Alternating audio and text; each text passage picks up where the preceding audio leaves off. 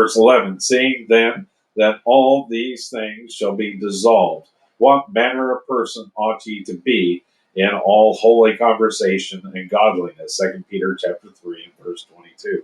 I know my wife is going to love this part. She's always saying, you guys better live right. Her on the way home, telling how she told somebody tonight that they needed to be living right because the end is coming.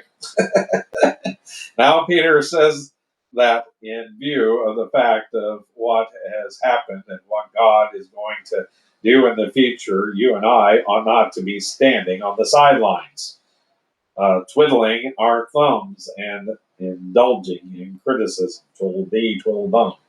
Yes. Christians find it so easy to criticize others, but specifically, what are you doing today to get out the Word of God? That is the important question in this hour for every Christian, every church, every pastor. Every person sitting in the pew needs to say to himself, I am not here to sit in judgment of the preacher. I'm not here to judge other Christians. I am here to get out the Word of God, to do something positive. The question is, what am I doing to that end? You know, it's interesting. I found a method where that you can, for a penny a person, you can put the Word of God in front of them. It used to be, 10 cents for tracts. It was 60 cents I'd pay for the.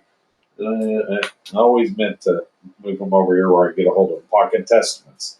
But a penny we can promote these videos and put them in front of people for a penny a person. And that's amazing to me that we can do that. Verse 12, looking for the hastening unto the coming of the day of God, wherein the heavens being on fire shall be dissolved, and the elements shall melt with fervent heat. 2 Peter chapter 3 and verse 12. Looking for and hastening unto the coming of the day of God. Peter is writing to the Diaspora, the Jews scattered abroad, and he says that the day of God is coming, wherein the heavens being on fire shall be dissolved. After the dissolution of the present heavens, the day of God, which is eternity, as we see in Revelations chapter 21 and verse 1, will come, wherein the heavens being on fire shall be dissolved, and the elements shall melt with fervent heat. This is one of the most remarkable statements you could possibly have coming from a fisherman on a sea of Galilee. I don't imagine that Peter figured out how the water, that sea where he fished, would burn.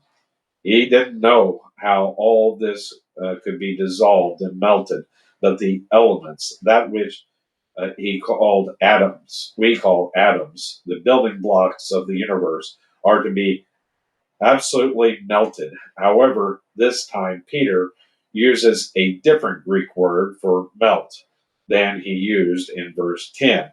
It is tikomai, sorry,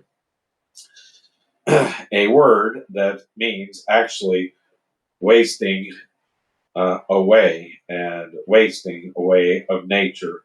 This could possibly suggest the effects of radioactivity when an atom bomb goes off.